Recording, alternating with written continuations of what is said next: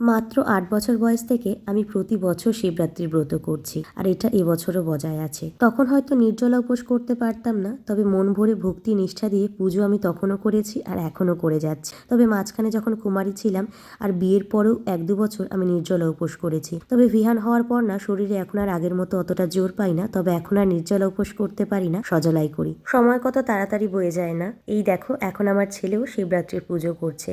ও কিন্তু উপোস করেনি, ওকে নিরামিষ খাইয়ে স্নান করিয়ে কাপড় ছেড়ে পুজোয় বসিয়েছি। আর তারপরে এখানে পুজো শেষে বরকে প্রণাম করে নিলাম।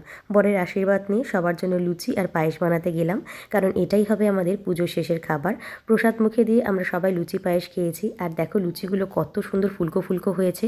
সবাইকে প্রসাদ আর লুচি পায়েস সার্ভ করার পর নিজের পাতে নিয়ে বসেছি, আর ছেলে আর আমি দুজনে মিলে খেতে বসেছি।